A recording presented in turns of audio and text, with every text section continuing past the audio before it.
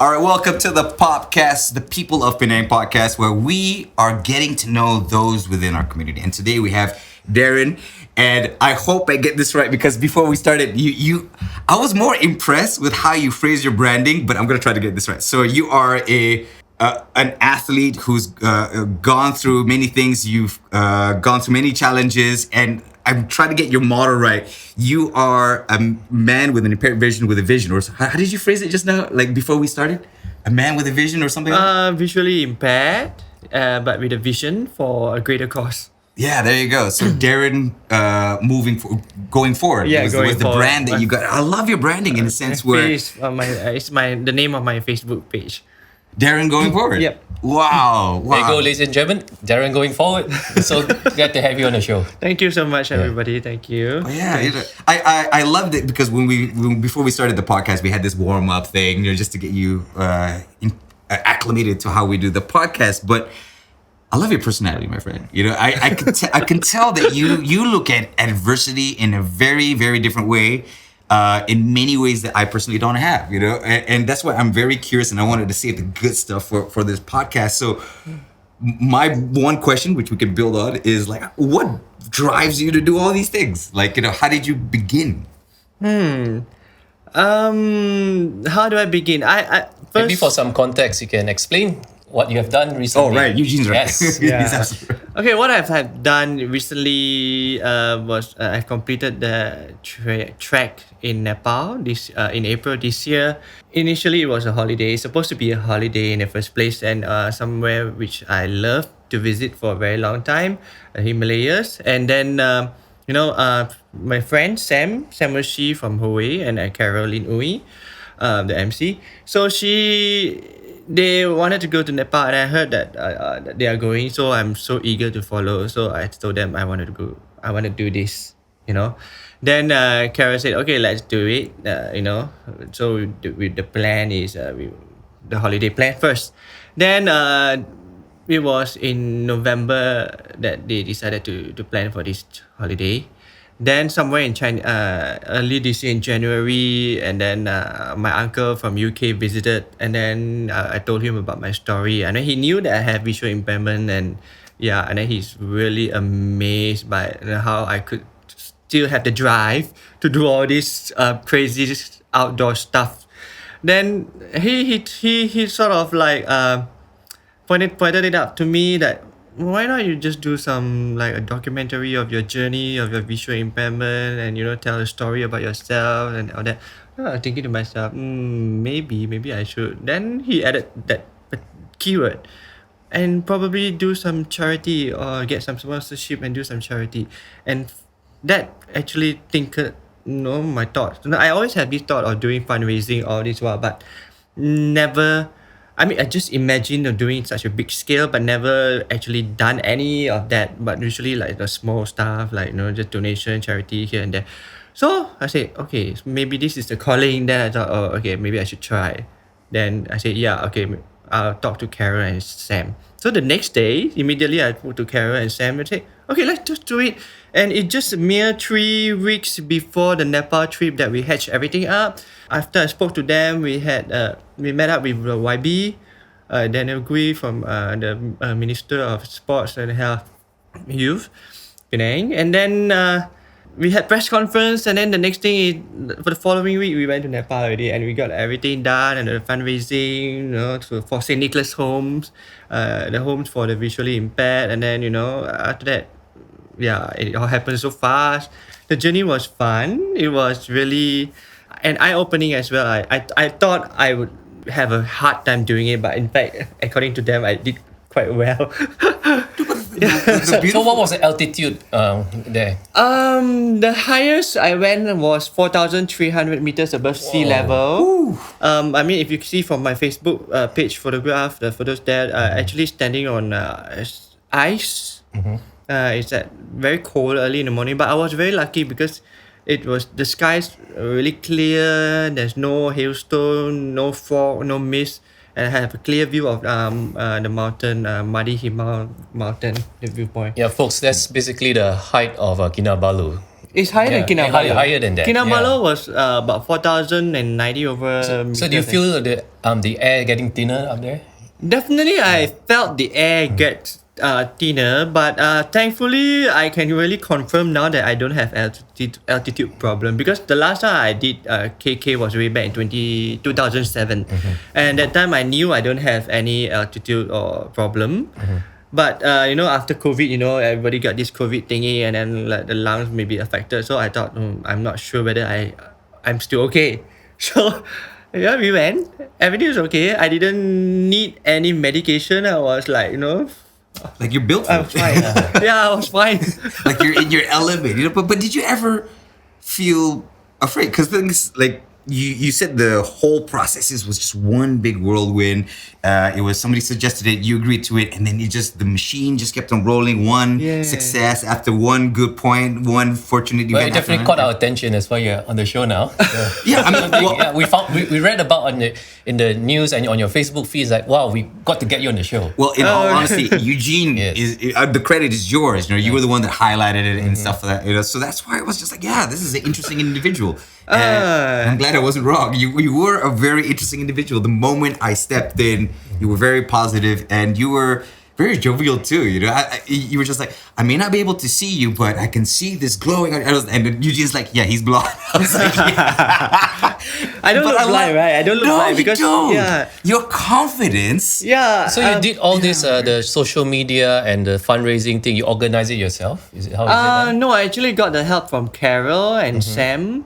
Sam, I think he did the platform for the donation. Oh, the whole way. whole way Oh, event. the ticketing. Oh, Sam. Yeah, Sam Oh. So I actually used the platform from Huawei for the donation, and then Carol helped me with the multimedia digital stuff, like posting on Instagram and Carol is like more the MC that's everywhere. Actually, I've always considered her the female and then version. he did some of the videos talking, trying to get me used to taking video. I feel so awkward. I mean, that's the first time I did all this. Me and Carol were extroverts. I think us extroverts, we have to deal with the fact that for us, the moment you turn on the camera, we're like, isn't that a job requirement? You guys are MCs. Yeah, no, it is. It's like if you're gonna be a pilot, you have to be not afraid of heights. You know what I mean? It's a requirement. I guess for me at that point of time, it's almost sound like a job. Like I was thinking to myself, no, this should not be a job. Should be something that I am passionate about doing, hiking, the outdoor activities, despite my disability, if you want to put it. But I still have the thought that, I have a responsibility, because it's out in the paper, the press conference, and I'm doing this donation, collecting for St. Nicholas, and I cannot fail. And I keep telling myself that I have to complete, and my friend had to remind me, Darren, it's not the destination, it is the journey. Then I'm like, oh yeah, it's the journey. Okay, I'll try to focus more on the journey and enjoy every step all the way. And the beautiful thing about it, right? I'm starting to feel, even though we knew each other for a few minutes before the podcast, it's like you have more drive, more ambition, more positivity, and a better outlook on life than most able-bodied individuals. In fact, I think you are more abled than the able. Like, I wish, I don't know how to. This is a very intangible word. He has a vision. He has literal vision. Yes, I mean, it's clear. Yeah. I mean, the name that I have a flag.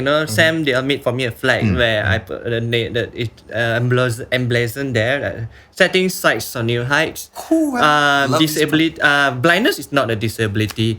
So I mean, why am I so motivated and so positive about it? Because I feel that visual impairment is one of the disability, but I'm sure there are so many kinds of disability that people have. You may not have any disability now, you're able-bodied now, but along the way, in life, things change. You may have COVID, you may have accident, you may have illnesses that you may lose your limbs or whatever illnesses that comes about. So disability is such where it is, you never know. So if you have it, you can't change it. Why not embrace it and then just accept it as it is and make the best of what you could do around it? There's no point being sad about it. Like, I can't see. Eventually, I'm going to be blind. There's no point doing that, right? So it's better to have a positive outlook and live your life to the best that I could. So I hope by doing this, I actually inspired. I did inspire most of the St. Nicholas's visually impaired.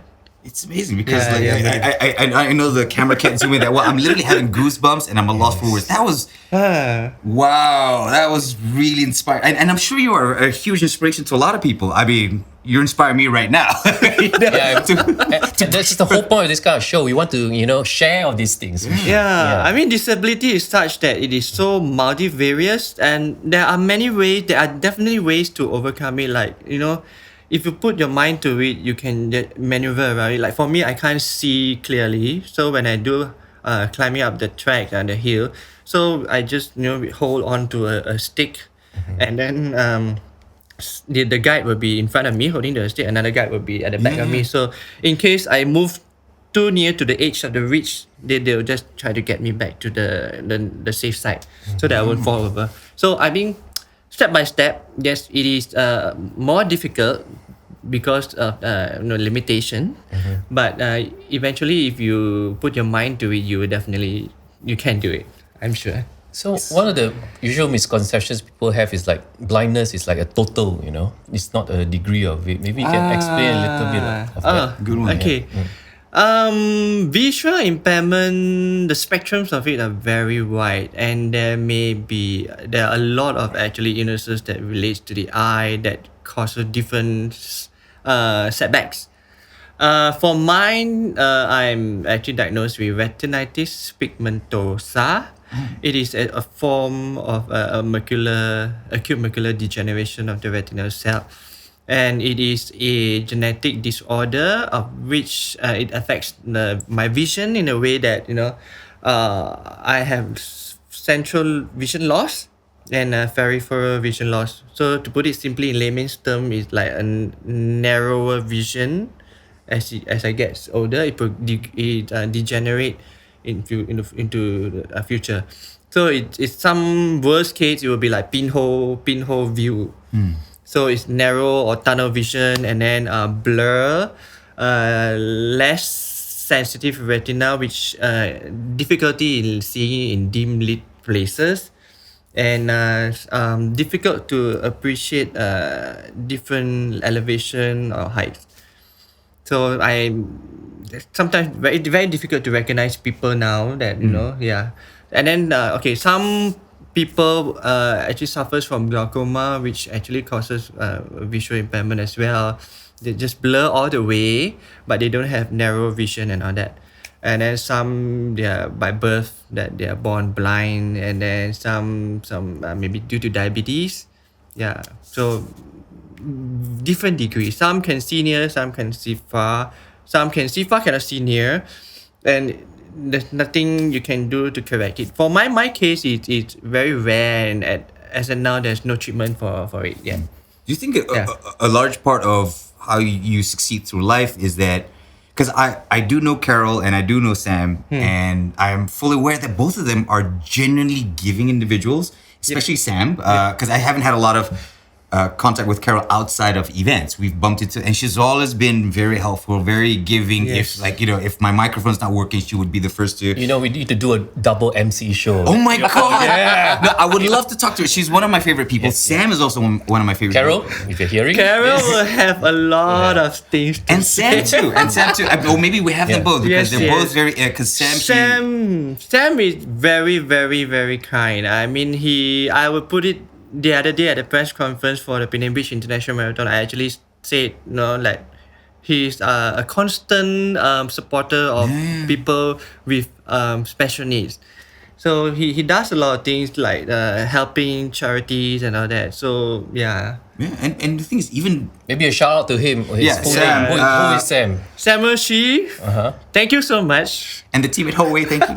Yeah, the team of Howay events. The reason why I'm speaking positively also with the team as well, because I don't know everybody by name at Howay, so that's why I've mentioned the brand. But when I was doing esports, right, we were having one event at First Avenue, and we were severely under budget. And Sam came in and helped us by building the stage and LED, and he managed to find his sponsors to put on there, so it looks like I mean, the sponsor did fund it, and the eyeballs did direct to the sponsors, but he helped us massively. Yeah. So that's what I mean. We didn't ask for it. He came in, suggested it from the goodness of his heart. So that's why I can see that you're, how they say you are the sum of the 5 people you surround yourself with. So I don't know the other 3, but I know the 2 out of 3, you are surrounding yourselves with some of the most inspiring individuals I've ever met. It's a community. It's a community? Yes, exactly what it's all about, a community show. You need communities. Do you think that's a part of it? How you've able to achieve? Or do you think... It's nice to be able to get the accolades of being someone. I mean, someone would tell you that you are inspiring, but it was not initially in my mind to focus so much on inspiring, because I think it's more on my self-motivation. Self-motivation as in I still want to do a lot of things despite my visual impairment, and the focus is I want to do it, I can do it, I want to try and do it. I don't think of the end. Of course, you want to complete, you want to be successful, and whatever task and achievement, but you just need to try and dare to try and want to do it, and then at least you have tried, whatever the outcome may be. So I'm inspired by people, definitely. I read news, I watched YouTube. I mean, now less, sometimes I play YouTube, I just listen. So some documentaries of amazing people doing amazing stuff despite their disability, or even the fully able person doing something like way out of the mainstream. So I got inspired by these people as well. So I'm motivated to do that. So it's good that turned out that I'm also inspiring other people from the visually impaired community from the people with special needs. So that would be good, because it's a positive reaction where you can actually pass it on to people, and we all should live being motivated and positive about life. Oh, another good round of goosebumps. Here, man. Not just visually impaired. People, go out and hike. Enjoy life. Do whatever There's you no want. excuse not to do that. Yes, I mean, for me, it's more now it's more like I focus on the endurance part. Yeah. So I was thinking, to myself, why am I doing all these strenuous endurance endurance tasks, Challenges. which requires a lot of endurance at my age. And What's your age? 46. In fact, today is my birthday. Oh, perfect, man. Okay, so what are the chances? Happy birthday! Thank you. So I thought you were at least under 30, man. Because You're fit, man. Because you have less wrinkles than me. yeah, so Dude, the body shape too. Come on. You need to be more fit. Yeah. Not jealous. He's jealous. So I am a very adventurous person. I like the outdoors. I like exercising. Mainly influenced by my dad. He runs, he cycles, he swims. So he taught me how to swim, running and cycling. So I always into all this outdoor stuff and all that. And thankfully, at this age, I still have a lot of endurance despite my failing eyesight. So I'm thinking, maybe I should just focus more on my physical endurance that I still have, while I can still do something for a greater cause. So yeah. Wow. Were you already into athletics before this? Earlier on? Earlier on, yes, I was. In my early days, I was athletic, as in like doing a lot of outdoor stuff and sports lah, but not on a competitive level. I see. I think the only few things that I did on a competitive level was maybe karate, and I played some. Which style? For me, I studied Shotokan until first dan. So you. I didn't complete the whole thing. That's a sad thing. I think I did until brown 1 or brown 2. You think? Oh wait, I think Shitoryu is more common in Malaysia. So do you think you were studying the Shitoryu? Goshin-ryu. Goshin Ryu.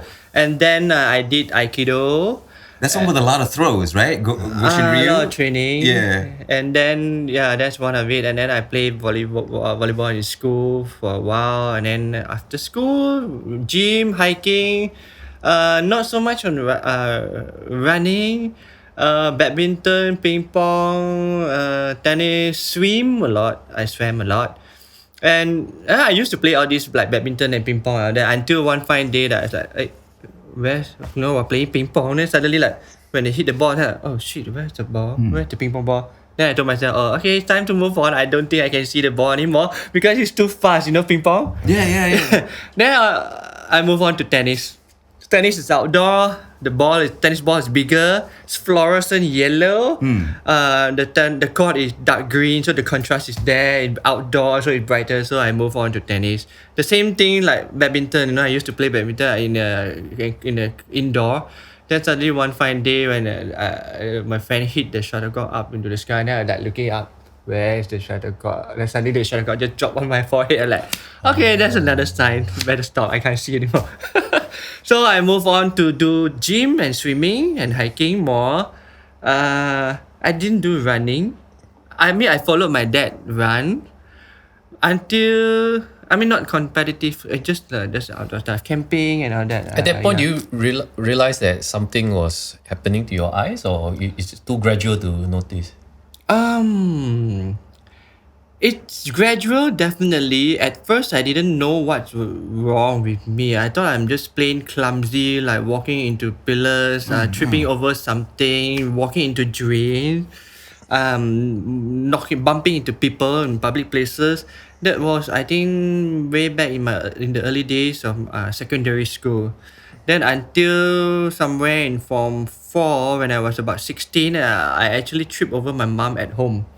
She's just sitting on the floor watching TV and then just walk over and trip over. Then we decided to go have myself my eye checks. And then, I was diagnosed with retinitis pigmentosa. But those days, it's still better because I still can drive. I can still ride motorbikes and cycle.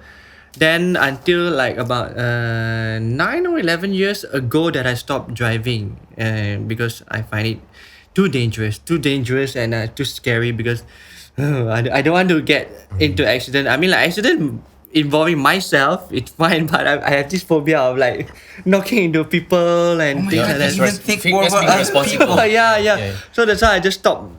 No, what I meant was for most people, I don't like to drive because you're concerned more about others rather than yourself. That's why you stopped driving.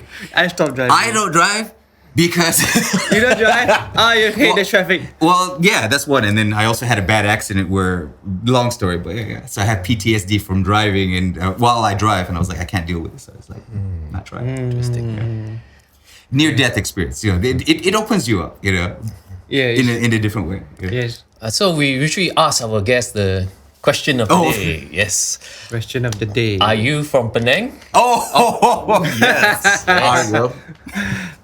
Do I look like a Penang guy? No, we're not judging anybody who's living in Penang or born in Penang. You're part of People of Penang podcast. It's about the community. We just want to share, the experiences. That's all. Yes. So we ask people, which area? I'm from Penang, born and bred in Penang, lived in Penang, work in Penang, do a lot of activities in Penang. Wow, Penang kia lah. Really Penang kia lah. Which part of Penang? I grew up in several places. I lived at around Tanjung Tongkang area before. Until I actually moved to around Penang Hill, Air Hitam, and then now it's at Falim, Air Hitam as well. Wow. Yeah. One circle. This is recorded in Tanjung Tokong. Yeah, I know, right? But of course, this podcast is for the whole of Penang, including Pbrid. So my question is so you went through so many years of your young life, thinking negatively about yourself, that you were clumsy before you discovered the impairment of your eyesight. Did that have anything to do with affecting how you perceived yourself? When you were like the whole time you didn't know, you were like, okay, maybe I'm clumsy, but when you discovered, you were like, I am not clumsy. It's just I'm not like perfect. Yeah. Kind of thinking. At first, after the diagnosis by the doctor that I had retinitis pigmentosa, it didn't really sink into me that much because Yes, I mean the doctor will tell you that this is a very rare disease, but eventually you go blind, and then it's not a definite thing like you just wake up the next day you go blind. It's a gradual process and all that. So it didn't really sink much into me that I have a lot of negative thoughts because at those days I still can do a lot of things despite that in dimly lit places like in full daytime in a room. If I switch off all the lights and close the curtain, I see nothing. So it's like dim, dark places. So that's the only issue that I have. But I still can go about on my own, being independent, meeting friends, doing my outdoor activities, swimming, cycling, hiking, whatever. And after that, I think about 4-5 years before COVID, maybe way back in 2015, 2016, I can feel it more significantly. I mean, more clearly that the degenerative process is like accelerated or things like that. So it really dawned on me like moving too fast, or should I be doing what I still could do and pay more attention on doing what I still could do, or eventually I will lose my sight and all that, or just like take it easy and don't think about it. So I decided that no point thinking too much about it. Just live my life day to day. Whatever I still can do, just do whatever challenges I can do. I just do. Then after the fundraising from Nepal, it sort of like makes me eager and have more drive to do more. So that actually changed the whole perception that I have. That from then on, I want to do more. The focus is that. Wow.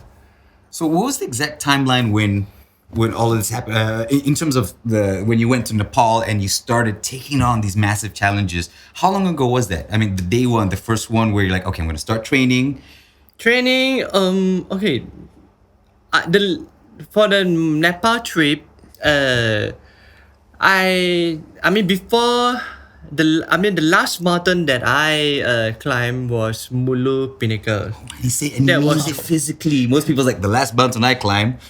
No, it's everything he's saying right is blowing my mind. It's like the last mountain you climb. I'm sorry. This is a human reaction. So that was way back in 2015, 2016. Then after that, I sort of resigned to the fact that I am not going to do any more strenuous outdoor mountain climbing, blah blah blah, because Mulu Pinnacle was really a total different experience. It was crazy. It was tough, really, really, really tough, and it scares the shit out of me. And then after that, when it comes to this Nepal, I told myself, will I be able to cope doing all this? So, no, I didn't have much training, to be honest. I think about 4 or 5 times climbing up Penang Hill, the Heritage Trail, and then the other one, the Bat Cave Trail, and then before the last one I did was the Half Unicorn. You heard of the Unicorn Trail in Penang? Yeah. So I did the Half Unicorn with the GPS, the lines, whatever, with Sam and other friends, the hiking friends. So I survived. Then after that, Nepal. So that's about it lah. Not much training, so it's quite amazing that I still could do it. Maybe I should owe it to the fact that I still go to the gym and then I do a lot of running exercises with the whole way group event, the runners, on every Monday. Wow. So For those of you we didn't get the whole way thing, how do you spell it? So HOWEI. Yeah. Okay. Events, yes. Yeah.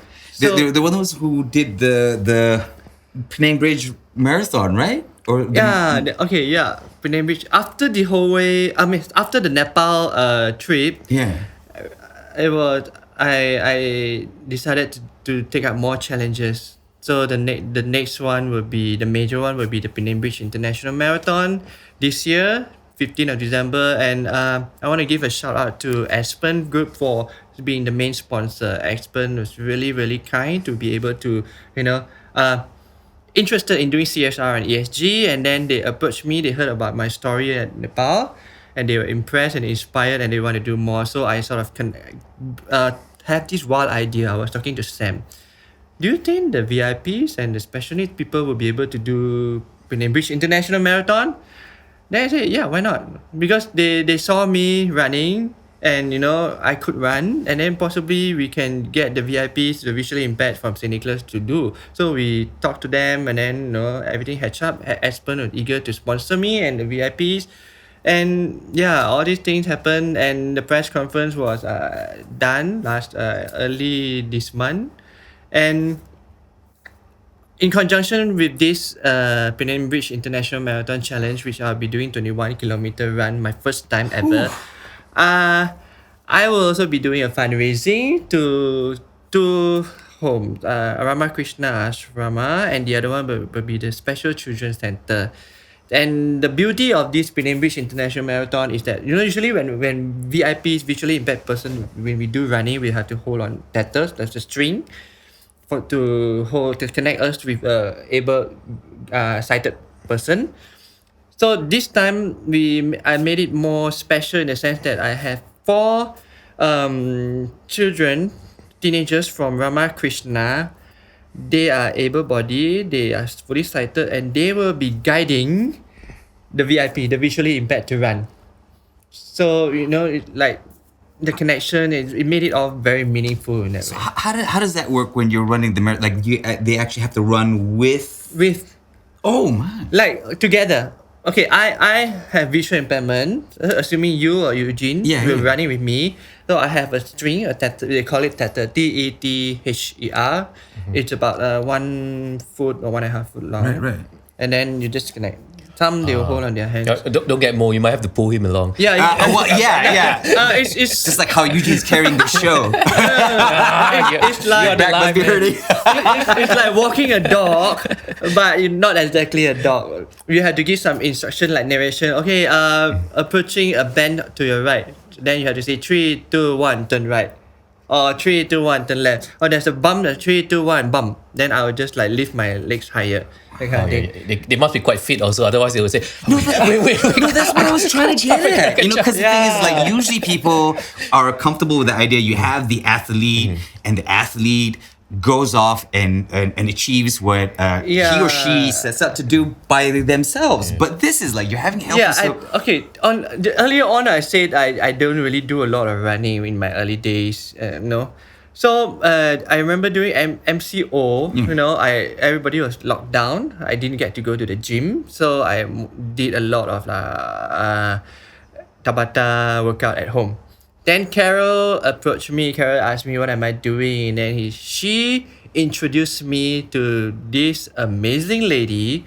Her name is Helen Davis. If you are listening here, shout out to you, Helen. Hi, Helen. Yes, she's from Britain, England, together with Paul, her husband. Yep.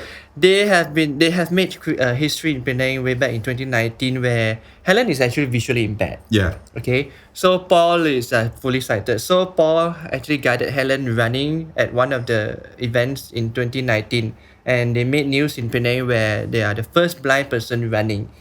In the past. So Carol introduced me to Helen, and then Helen said, why not you just come out and join us for a run? Then I said, how to run? I didn't know how to run because visually impaired, we had this fear of the barriers and all that, where to turn, where to move. So the fear is there. Then Helen said, don't worry, we'll teach you how to run when you get used to it, and then hold on the tether. Then I discovered that we can actually run. At first I was doing like slow. So then after that, like moving quite fast. Helen is fast. Helen runs like a normal sighted person. She did 42-kilometer marathon, full marathon, in under 4 hours, sub 4. With or without guides? Sorry? With the guide. So the guides have to keep up with She her? needs a guide that can keep up to her pace, or even better than her. Yes. Oh, wow. That's how good she is. And she sort of motivated me. And now I'm motivating, she and me motivates the other visually impaired. And then now we have a lot of things coming up, like, event and like involving the people with special need. Wow. Yeah. Where do we sign up? Huh? Because the thing is, right, like you're also inspiring me to be. If you ever need a person, I'll try to get fit. I'll run with you. You can join us every Friday. We have this event organized by Howay Event, supported by the Penang State's government Every at Friday? Gurney Bay. Uh-huh. Friday at about 6 o'clock we'll start. 6 o'clock do the warm up. Sorry, when you say 6 o'clock in the afternoon? And the evening. Oh, okay. Thank God. Evening after work on Friday. It's quite jammed. If you're hearing this whole way, maybe a little bit of mention a little bit more what it is. Oh, yeah. Actually, would yeah. you like the honors of? Whole way, Sam. I mean, they did a lot of registration platforms. Provide a lot of registration platforms for a lot of events. So is it some kind of NGO or something? They're a company, but they're. Imagine if It's Penang an Hidden. event. Yes. So imagine if Penang Hidden Gems, but instead of focusing on history and culture, they focus on sports and community activities. And this is part of their corporate social responsibility. Oh no! No. So Sam, for all the intents and purposes, is like us. He's a social entrepreneur. I see. It's just that he didn't go the association, majlis, or NGO, NPO route. So he started a company. He's also good with programs. So he built a ticketing system from scratch back when it was monopolized. And another reason why I really love him as a human being is because he helped break the monopoly that some ticketing companies had in Malaysia. He provided an alternative. It may not be as perfect as... So, because there are people who complain, but I look at them and be like, yeah, but the other alternative was this monopolization, and he helped break it. So he's inadvertently, he wasn't to know. Yeah. So he's a great guy. And he is a triathlete as well. He's sort of. He's also a triathlete. Wow. And he is my main guide for most of things. You know, the last year I did aquathlon, swimming and running. I swim as well, so I did the swimming, get out of the pool, and then start running. So he guided me. So a lot of the events, he's my main guide. Wow. So you're planning to do a triathlon too one day, is it? I am definitely thinking of doing a triathlon one day.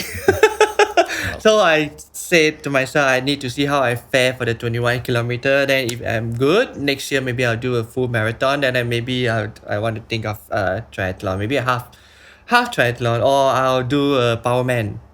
The recent Powerman in Putrajaya, 5 kilometer run, 30 kilometer cycling, 5 kilometer run, or the other one is 10 kilometer run, 60 kilometer cycling, and 10 kilometer run. Maybe I'll do that. So if you're doing the Powerman, have you ever thought of going for the Ironman? That was like Yeah, the title, right? Yeah. I kind of figured But that's really tough, you know. I know. I used long story short, I'll keep it short because it's more about him. So I used to do.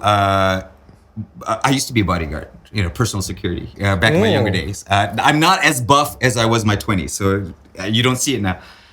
So the Prince of Bahrain, the Iron Prince. So I was part of his retinue, his personal bodyguard, and I was the one that had to be the translator between him and those who spoke in Bahasa. Okay. So that's why I was. I'm not imagining you as some kind of bouncer in New York or something. I was. So that's why. This. You just bounce people off, lah. I used to be. I'm not proud of my younger self. I used to be very different. I used to be very aggressive. I think that journey of mine was what made me appreciate humans more, because when you're so aggressive. I had to be. It was my job. But there's something that breaks you down when.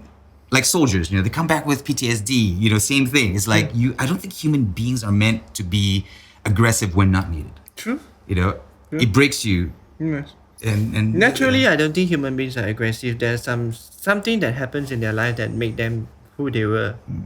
But things could change over the years, yeah. Actually, speaking of humans, because so I, at different facets of my life, have faced crippling depression. And I've always managed to crawl out of it. And I have yet to meet an individual who has the similar aura as you. So I just have to ask, with permission. We can edit this out if you feel it's not appropriate. Okay. Have you ever gone through, like I have, some of the darkest moments? And how do you actually go out? Because for me, I don't know how I make it out. I do a backflip, land on my feet. That's what I tell people. But for you, I'm hoping to find inspiration if I ever come back to that. Have you ever? And how did you come out of it? Dark times as in realizing that I could eventually become blind one day, and how will I cope with it, that kind of thing? Just the lowest point of life, because I've experienced it. Yeah, I think everybody, we are just humans, so I'm sure we definitely all have a certain low point in our life. Yes, I think mine was sometimes when I actually felt, what really happened if, I'm really not seeing anything at all, like really dark. Then again, I told myself, yes, I already knew this is gonna happen. Yes, I feel down. It's okay to feel down because it's only human, but you need to just rise up and get out of that darkness and look at the bright side of things, because there's no point keep looking at the dark side. In my case, the visual impairment that will eventually lead to blindness. Because it's not gonna change. Yes, the motivation, or people will say that, oh, don't worry, the technology is such that in future you might have a cure, that kind of thing, and then be positive about it. I'm positive about it, but at the same time I'm not so focused on searching for the cure, because I realized that when people are compassionate, they knew you have this problem, they try to help, and you feel down, but at the same time you don't want to be seen to be somebody who is not capable, or wallowing in sympathy. Because when you wallow in sympathy, it is only you yourself, and you will suffer in your own sympathy and you'll drown in it. But if you can rise up and be motivated and face it, and to accept whatever that you can't change, and do whatever else that you still can do, you can actually get out. You have to think in that way, to move out of that darkness. So eventually I told myself, there's no point being sad. There's no point thinking so much about it. Just think about the bright side of what is there left that I still can do, and you get out of it. Yeah. Well, that is very good message. That is really profound. Yes. I don't know how to proceed with that one. Do you have any questions, Jude? I have to preface that. That was Lots of amazing. words. It's very inspiring. It's a cliche, we keep on saying that, but it's true. It's really true, because that the one thing that I know for sure now is eventually I'll get blind. But for those other people who may not have any disability at all, but you have to live to the fact, to understand that nothing is permanent, things will change through the course of your life. Later in your life, like I said earlier, maybe you get sick, maybe you met an accident, and then you become sort of require special needs, not so mobile. So things will happen. So you need to have an open mind to be able to accept it and change the situation to the best that you could. Wow. Yeah. Yeah, that is something that I think most people need to realize. Myself included. It's funny because I don't think anybody. And again, I'm not pointing fingers like, the education system, but I think we are more concerned about physics, chemistry, and stuff like that. But I don't think the soft skills or ever anything anyone teaches you, especially when it comes to mental health. A lot of it was, and also the fact that the idea of mental health and all these other things are somewhat new. I used to remember even dyslexia or being ADHD, or at the time it was ADD, in the 90s. People just thought you were just not good at school, or for lack of a better word, that you were an idiot, Okay. Until later on, they were like, oh, this person can't read because he or she has dyslexia or dyscalculia. They can't do math, As much as people criticize that, I find that very beautiful because I do see civilization as a whole waking up and realizing the idea of neurodivergency, those who are abled in many other ways, because honestly, you are a bigger individual than any able person that I've ever met so far. Okay. So far, because you've inspired me the moment I came in. That's why I'm trying to figure out what is that aura that's emanating. It's like you have the all spark, you're prime, and you're radiating, Yeah, I will put Primus. it to the fact that I also count myself blessed and lucky in the sense that, like it or not, as an individual, the saying that no man is an island. You need the community. You need friends, especially. So of course, when you're down, when you're in your darkest moment, the most important thing is you have friends around you who encourages you, who accepted that you have this situation, but they're not going to push you down. They actually encourage you to do more. So I was lucky to have good friends. A shout out to Jamie, to Evelyn, Carol, and to a lot of other friends, my college friends and all that. So they guided me through Mulu Pinnacles, a lot of other things. KK, I even climbed the volcano mountain in the Philippines, Mount Pinatubo, and all that. So Actually, what was that friends, Pinatubo. Wow, that really blew up. yeah, big time. just after the volcano eruption. So friends are important. Yes, you are motivated. You can do what you can do. Self motivation is very important. Let's not forget about that. But peers and all that are also important because they are the ones who are going to be there for you as a pillar to guide you and to sort of like give you the drive to do more and encourages you to do more.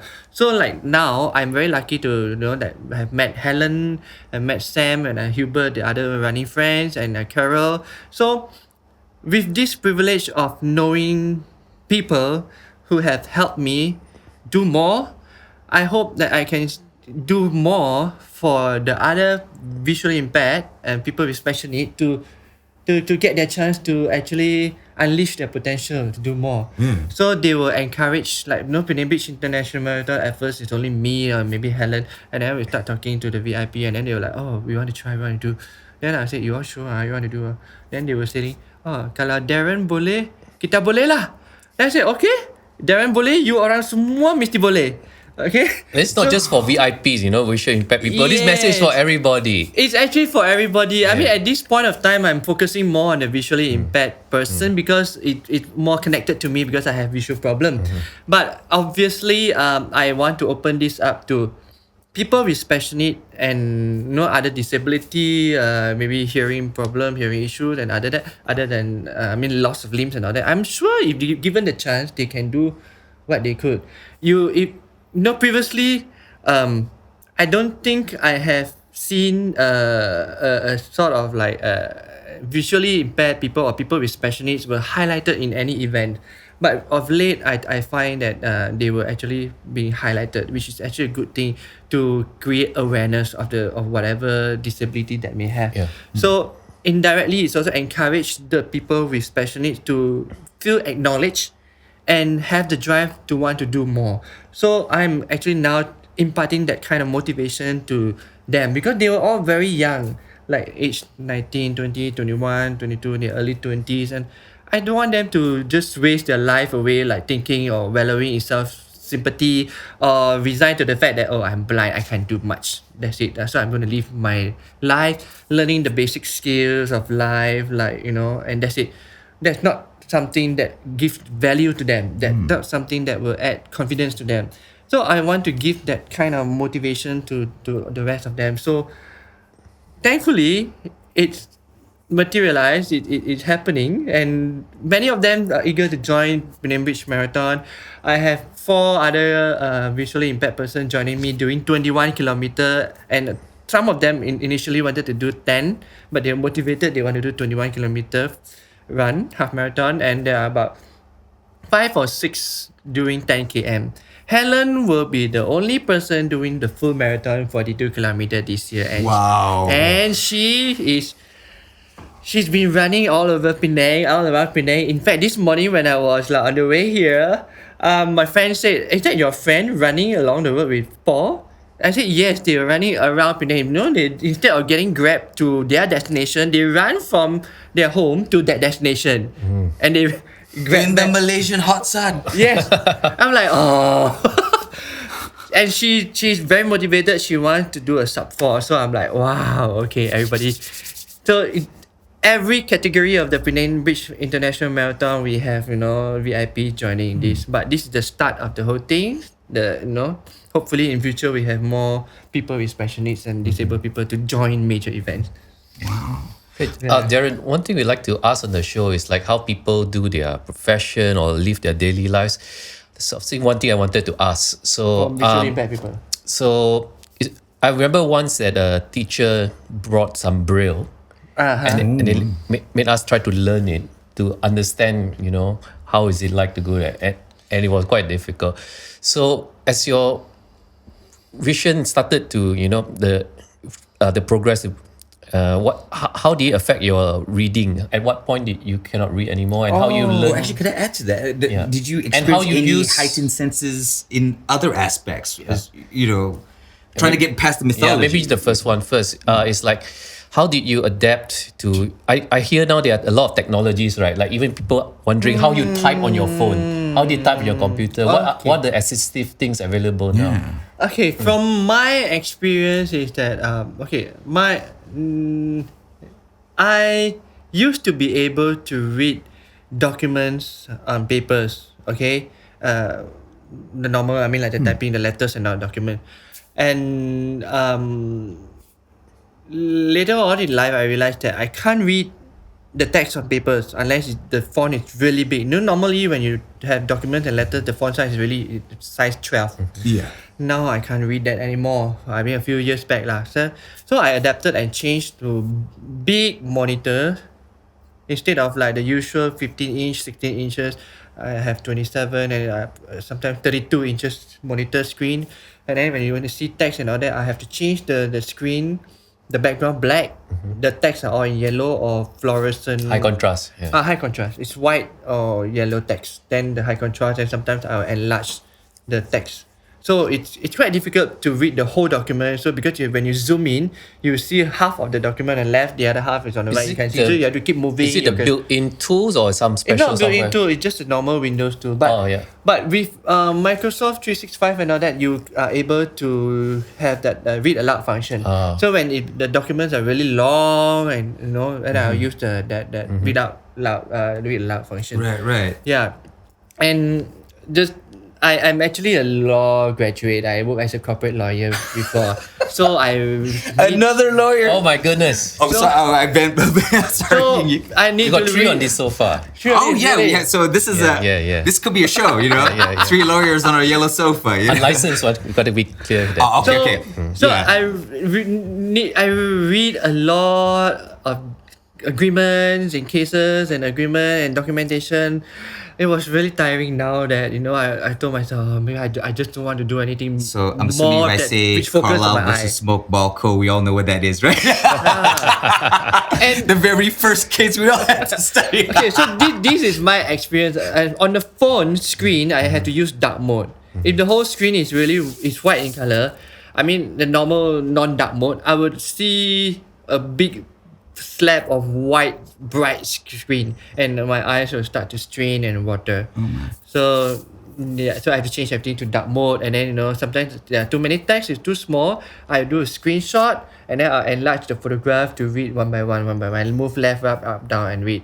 Then for the visually impaired person from St. Nicholas, I actually learned a lot of things from them where they have a certain software where I think it's already built in the phone, the accessibility software which should talk back text to speech. So I have not really used that because I'm not used to using it. But those people from St. Nicholas, they actually been using it and they use it all the time. Their phone, the screen is really dark. They don't need the bright screen because it's not going to help them. So they mainly focus on the talkback feature. So everything that they touch on the screen, the phone will actually tell them like, oh, this is WhatsApp, this is Instagram, or this is whatever, Facebook. You double tap if you want to choose it. So if they opt for that, then they'll double tap, then they'll choose that option.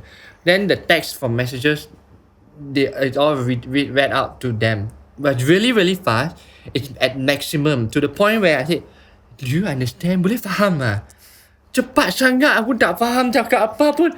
Dia kan boleh lah, like lambat lah. Actually kalau lebih cepat lagi boleh lah. And then I ask them how many percent of speed you chose. 100%. And still not fast enough for them. They say like 200. That's your answer. They adapted. They adapt to it. So I think whatever is in the situation that you have, you can actually adapt to a situation if you do or read repeatedly more and more. So it's amazing that they could run around at the place where they are used to. Even they are blind, they could run like around the corridors or the dormitory and all that. Is it on memory? On their own. Like they memorize the terms. They sort of have hafal. So even if they move out from St. Nicholas to Gurney Plaza, like by walking through the road and all that with their cane, they sort of hafal or memorize the route where they are going, and they go. And they could even send messages to me of a certain destination that we want to meet up. Like, okay, now it's easier that I'm here. I just send the location here. Yeah. Then you come here. Yeah. No, they will send a location at Queens Bay while they are here and I'm at another place and say we meet there through WhatsApp. So it's like the awareness of the world is like having a 3D simulation in your head. Is that what's happening right now? Like they can tell the distance, they can feel it. Like you can feel it. I can feel it, but I think for us, our memory is very strong in the sense that we need to go to that certain place once, twice, or a few times. Then after that, it's sort of recorded. Then the next time we come, we will most likely be able to find our way here, unless the situation change, the road, the renovation, or the things change. But it's memorized in that way. So yours is like you were sighted for like more than half your life, right? I'm lucky that I was sighted for more than half. Is it those people they like maybe from birth? That's why they have that acute. Yeah, I think they are blind from birth, I think their senses will be stronger. Like their sight, their hearing or their memory or the sense of smell and taste. But for me, I was lucky as well in a way that I can appreciate more things than them because I have had the opportunity to see before I eventually go blind. It's like, for them, the other day I was talking to Carol and Sam. I was saying, thinking about it, looking at myself, I find that I'm very blessed in a way, I have seen. For example, when we were guiding visually impaired guide runners on Gurney Bay, so the guide was guiding the blind to run, but sometimes we'll give them a narration of, hi, today the sky is blue, it's very sunny, there are a lot of the trees on the left and the right, we are running on the manicured pavement or concrete pavement, there are a lot of people, some people taking photographs at the beach near the coastal way. Then the thing, if you are born blind, the simple fact of you won't be able to appreciate, the sky is blue today. How does blue look like to them? There's no concept. The roses are red and the trees are all so green, so nice. What is green? What is tree? How does tree looks like? So when I start to think like, it's sad in a way, but I think it's something that we have to think about how lucky we are. They won't know what is green, what is blue, the simple colors. There's two sides to that. See, because what I'm starting to realize is that those who are, I'm going to use the term blind for rhetorical purposes. So it seems that those who are blind see the most and those who see are blinded the most. Hence why I had to use the term blind. Because I have 20/20 vision, but when I walk across Gurney, right, I don't have that 3D simulated awareness of the distance. I'm lost in my own head. I can see blue, I can see green, but I don't. In fact, colors to me is like non-existent until I notice I'm looking for a yellow shirt, I'm looking for a gray shirt, then I notice it, right? But for you, for those that we've just described that have never seen the colors, you are into the details more than an average person because like someone would have to describe it to you or you would have to internalize it and build it into that simulation model in your head. It feels like you guys are more in tune with sight than the sighted. Yeah, but for those who have not seen before, it will be difficult for them to actually picture what does a tree looks like. How does a mountain look like? You can describe like some big hill, tall, very high. Okay, maybe they have been to Komta. Komta is very high, maybe like 10 times the height of Komta or things like that. But there's still a limit on how they could appreciate the whole thing. But of course, some guys, we try to explain to them and let them get the feel of the surrounding. It makes it more fun because they can't see. So just rather than just both guide and runners are quiet, no sound, just guide them to run. We make it more lively to explain to them, how do you find the wind? It's quite cooling today, There are a lot of people on the left and the right. Some people are taking pictures, posing, and then there are some kids walking around and people pushing babies on pram, there's electric motorized scooter, that kind of thing. So it makes them feel to enjoy, the surrounding in a special way that they can understand it. Yeah. Darren, if you don't mind, can you share like, let's just take for example day-to-day things, like if you get a WhatsApp message, right? Yep. Can you talk us through how you receive, reply, all that? Well, to that's a get good an question. idea? Because how do you navigate the new technological world now since everything's getting more... Okay. The accessibility function on your phone will actually help to read out. That's one of them. Another thing is there is a magnification where you can actually move the square box on the screen I on the see. phone to where you want to read, and then it will enlarge it. Then, but for my case, because I'm using a phone with a pen, that I sort of like made the pen has the switch on the magnifying features. So I'll just hover the pen over the text, and then it will enlarge it. But sometimes there are too many messages, or the messages is really long. So what I do is I just screenshot and just enlarge the photograph to read it is faster. But of course, this because I still have some available sight lah. So for those people who totally not sighted, what they will do is they just prefer to use the read aloud function. Do you type or you dictate nowadays? What do you do? I still type because I use the special keyboard, which sort of like have how to say example of words that I usually type, so they will come up very fast. Predictive. Yeah, the predictive text. And then sometimes when the message is really too long, then I use the text speech to text. Is this some extra software or built-in? It's built in. It's built-in, okay. So I just press the microphone and then I just talk, and then it either send as voice message or it will convert into text. Then I'll send. But I think for people with visual impairment like us, we prefer to record our voice than typing. It's faster, it's easier. But of course, from for social media like Facebook, the other day I was talking to some of them. I said, how does you all still do you all use Facebook or Instagram, things like that? Then they say yes. Then I'm like, how? Because Instagram is more on picture based. Facebook, there are text and pictures. So they said yes, you can still use it when you're on their Facebook. The text to speech will read out everything. Today, who and who, what time, posted this, said this is the message, and it has some photographs. That's it. That's about it. They can the phone software will tell them what is written on the message from their friend or posted on Facebook, but not the pictures because the software can't describe the pictures. So then I understand. So I said, so does it mean that it's more important that people when they post something they write more words? It's beneficial for visually impaired person because when it reads out, they can understand the whole thing because they can't see the pictures. So that's why sometimes when I post things, I tend to write more so that my visually impaired friends, when they open their Facebook, they can understand, they can know what I have posted. So that's the thing. It's like I used to work in tech. There are certain industries where you have to put accessibility, like the pictures. You have to put the alternate text so that the readers can read it out.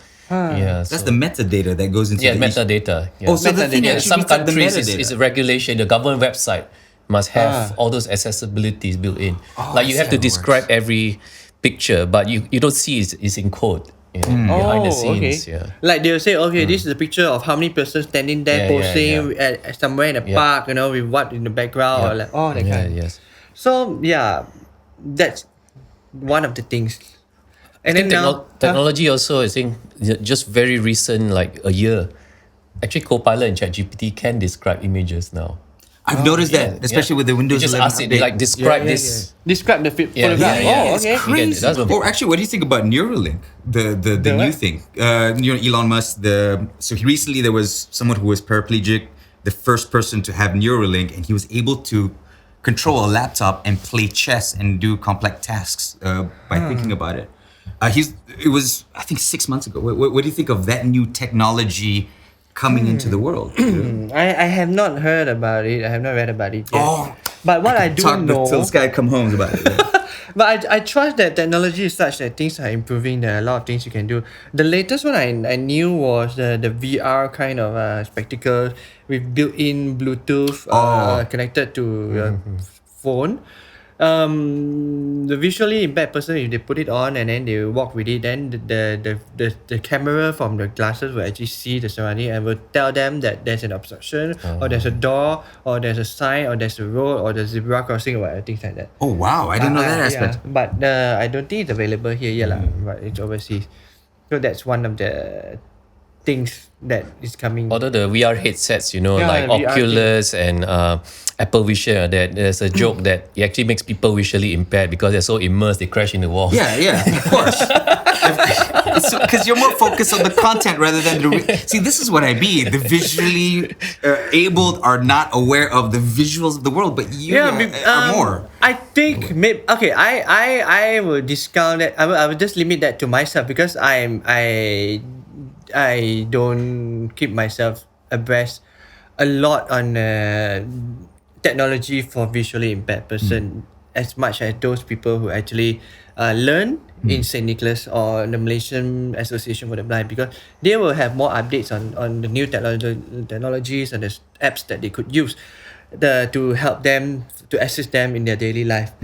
But for me, I just listen to what they recommend, what they share, and then I got to know. But they are more abreast of what are the latest technologies. So you're more concerned with the present. Yeah, even like living day to day. Yeah, even like we in St. Nicholas's, actually they have a lot of many of them are parasukma. So they are quite athletic, and then some are very good in playing chess. So that day I was talking to one of the guy, his name is Leonard, and then we were joking about, oh, you're playing chess, and then he went to chess competition for parasukma and he won 6th place out of 80. Wow. Then I said, that's really, really good. Then I said, well, one day I would love to play chess with you, but I'm not sure whether I still can remember the moves and all that lah. You know, long time we don't play already the English chess. So he said, yes, we can play. Then I said, the chess pieces are all the same, right? You can feel the queen and the king, the pawn and the castle and all that, and the horses, right? He said, no, our chess pieces are all different. It's with braille. I'm like, huh? With braille? Then I'm like, oh shit, I don't know braille. Pieces? Yeah. I don't know braille, so like, how am I going to play? I need to go and learn braille. But there's also chess where it's played as a kind of sport. It's called blindfold chess, where those grandmasters, they can play multiple games. Just in their mind, they can keep track. That's amazing. Yeah, they can keep track. Where was the last pieces they left there? You know, multiple boards. Multiple boards. Yes. Wow. They had a demonstration many years ago. No, that's crazy. I mean, it goes back into what I was saying. Like, some people have that ability to create three-dimensional worlds and be aware. That takes a lot of mental prowess. Darren, there's another thing I want to ask before we go is that as Penang, you know, as a state or more generally the city part, how does it accommodate people with visual impairment? Can you describe a little bit? And how can we improve on what's available now? I think the Penang state government has done a commendable job over the years, trying to improve the amenities and to provide facilities to cater to people with special needs. But as of now, I realize that it's only on certain areas, not throughout the whole. Oh, like the Pelatikus areas in the example. Yeah, like the main areas, like maybe like the commercial area, like Pelatikus, Gurney Drive, that kind of area, but it's not to everywhere else. But I hope this will improve over time. Still a long way to go, I would say, if you want to compare it to places like Japan or even like in the UK or Australia, where the roads are all very consistent, and you know, consistency is very important for people with visual impairment, because we sort of like memorize things. So if we memorize a certain situation or obstacles, whatever, we will think that it will be like this, but it's not true in most of the places, where if you are out of, like for example, you have the facilities and amenities around Gurney area, which is really good. You have a lot of tactile for the blind. But I mean on the pavement, right? Yeah, on the grooves. pavement, yes. There's some other areas you don't have anymore, or maybe the tactile will only end at some places, and then the blind people will get lost. Like, where should I go next? Right, Like, it's like two different roads. Okay. Yeah, it's like the limit is there, so they can't really move around farther than they want to. Sometimes the pavement abruptly stops. Yes, or the other thing that I found quite irritating in a way is that you have pavement walking, but suddenly you will be faced with like a big tree, or banner, or tiang lampu, or some whatever tiang, or low hanging one. I really dislike the low hanging one because when we walk, we can't see, so it actually knocked into my head or things like that. Or low hanging tree branches and all that. So sometimes I wear cap. I wear cap or sunglasses too. So it's not really to protect my eyes from the sun. That's one of the reasons. But also another thing is I wear cap. If I hit into something, you get a warning. Yeah, I get a warning first. Oh wow. That kind of thing. So this is the little things that it need a lot of improvement. And of course, civic consciousness, like zebra crossing and all that. Over here, when you see the zebra crossing, it's never safe to just walk. You have to wait. And I don't dare to even cross the zebra crossing unless there's a button where I can press and then there's a sound like that will actually stop all the car. Then only I start moving. But in overseas, like 50 meters before the zebra crossing, the cars will all slow down, so you can just safely just walk. So how about Penang as society as a whole? Are people aware of this and supportive, or how? Mixed reactions. I think maybe in the city center people are more aware, but in certain areas people are not so aware. I tell you one funny thing. I use the cane, and I go to the gym. So I use the cane to move around in the gym. Sometimes I need to use the cane to look for the machines or the weight that I need to use for my exercises. So I was walking around with the cane here and there.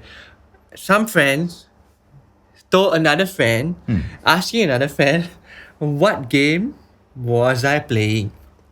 They thought I was playing games like super high tech console games with the cane moving around the gym. Then I started laughing and laughing. Like, oh yeah, I'm playing the gym. I'm looking for gold. I'm looking for Pokemon in this gym. Yeah, diamonds and golds and whatever on the floor. That kind of thing with my cane. And then like that just goes to show people are not so aware of, the sign of holding a white cane. What does it mean really? So that's also one of the mission is to actually create more awareness to the public to understand that there are people like this. There are also some other people, and the stereotypical thing that they always thought that visually impaired people will have a certain kind of eye. They will look opaque or like the pupils or what whatever they see in the movies, basically. Yes. But for me, mine is it looks perfectly normal, normal people. So they'll think, are you really blind? I'm like, oh yeah, I am. So there are quite a lot of times sometimes I use the OKU washroom. Yeah. And people will just shout out, hey, this is for OKU. Then I say, yes, I am. Then are you? Then like a few times I have to prove my disability to them. So imagine if I'm positive, I don't mind. Okay, you want to see my OKU card? I just show you my OKU card. Okay, that's why we need something like this to share. It's just sometimes the understanding part. It's the understanding part, and just imagine those people are not so positive, and then you made them prove their disability. I think that is the most not dignified thing to do. That is difficult. Thanks for me, I'm fine.